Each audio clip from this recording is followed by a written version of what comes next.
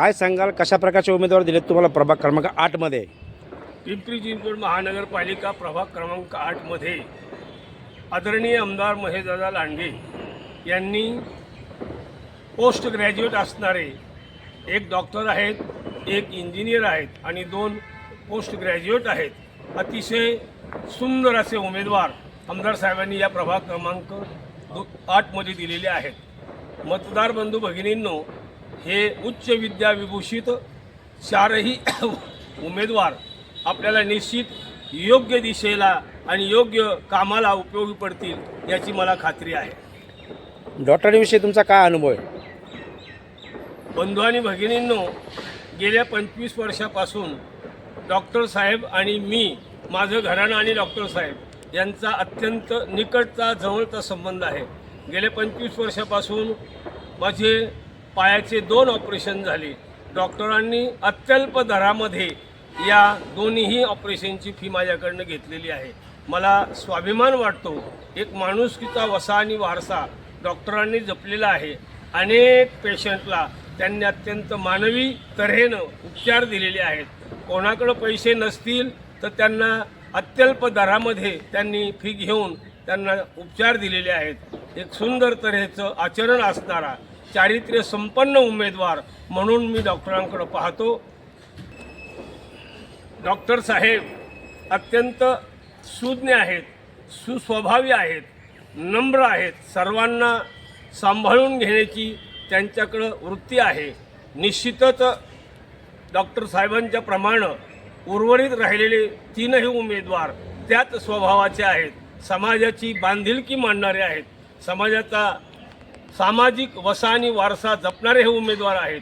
निश्चितच मला खात्री आहे, मतदार बंधू भगिनींनो, या 4ही उमेदवाराबद्दल मला विजयाची खात्री आहे। आपल्याला नम्र विनंती करतो, आपले अमूल्य मत या 4ही उमेदवारांना प्रदान करून प्रचंड मताधिक्यानं त्यांना विजयी करावं अशी आपल्याला नम्र विनंती।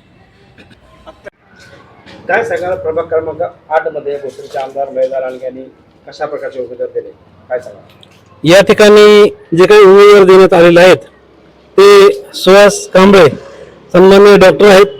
या ठिकाणी 8 मधून जे उमेदवार दिलेले आहेत खूप चांगले आणि तुल्यबळ आणि समाजाशी नाळ जोडणारे असे हे उमेदवार आहेत।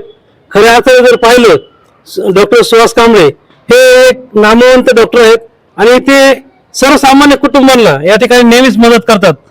ज्यावेळेस आंबेगाव खेड जुन्नर या परिसरातील इतर जे काही पेशंट येतात त्यांना सुद्धा ते मोलाचं असं सहकार्य करतात। हो, त्यांच्याविषयी आठवण आहे, मी आंबेगाव तालुक्यातील भारतीय जनता पक्षाचा आंबेगाव पश्चिम मंडळाचा अध्यक्ष म्हणून या ठिकाणी मी तुम्हाला नम्रपणे सांगतो की आंबेगाव खेड जुन्नर या परिसरामधील एक घटना घडली होती। घोडेगावची जी काही बस आहे ती दरीमध्ये कोसळली, त्यामधले जे काही विद्यार्थी होते त्यांच्यावरती उपचार खऱ्या अर्थाने या डॉक्टर साहेबांनी केले आणि खूप मोलाचं असं सहकार्य केलेलं आहे। म्हणून महेशदादा लांडगे साहेबांनी जो काही या ठिकाणी 8 मध्ये उमेदवार दिलेला आहे तो या ठिकाणी खूप सर्वसामान्य लोकांना मदत करणारा असा उमेदवार आहे आणि त्यांना आणि त्यांच्या सर्व टीमला माझं पूर्ण आंबेगावच्या वतीनं या ठिकाणी आम्ही 25 कार्यकर्ते घेऊन प्रचारासाठी आलेलो आहे की या ठिकाणी डॉक्टर साहेब बहुसंख्य मतांनी या ठिकाणी विजय होतील म्हणून। या ठिकाणी माझ्यासोबत घोडेगावचे शहराध्यक्ष सुद्धा अजितभाऊ काळे या ठिकाणी आलेले आहेत आणि त्यासोबत आमच्या बरोबर 25 जणांची टीम सुद्धा आहे आणि या ठिकाणी जो काही पॅनल उभा आहे पूर्ण पॅनलला आमचं या ठिकाणी सहकार्य असणार आहे आणि निवडून येण्यासाठी आम्ही त्यांना मदत करण्यासाठी या ठिकाणी आलेलो आहोत आणि हे 4ही उमेदवार या ठिकाणी निवडून आल्याशिवाय राहणार नाही असं माझं ठाम या ठिकाणी मत आहे। आता निवडणूक एकदम जवळ आली आहे, कशा प्रकारचं पॅनल तुम्हाला दिलेलं आहे? आमदार साहेबांनी, लांडगे साहेबांनी खूप उच्च शिक्षक पॅनल आम्हाला दिलेला आहे। एक डॉक्टर आहेत, एक इंजिनियर आहेत आणि 2 महिला खूपच छान म्हणजे आम्हाला साथ देणारे आहेत, महिलांचं ओळखून घेणारे आहेत। डॉक्टर साहेबांविषयी काही एखादा आठवण तुमची? डॉक्टरांविषयी म्हणजे कांबळे सरांविषयी काय बोलायचं, म्हणजे ते इतके म्हणजे प्रत्येकाचे आजार खूप बरे करतात आणि खूप शांतपणे प्रत्येक पेशंटला ते बघतात। माझं बरंच ट्रीटमेंट त्यांच्याकडे चालू होतं आणि प्रत्येकालाच ते व्यवस्थित बघतात। मडिगिरी साहेब तर नेहमी आमच्या पाठीशी आहेतच, कुठलेही छोटं मोठं प्रश्न असेल तर त्यांच्याकडे गेले की ते लगेच मदत करतात।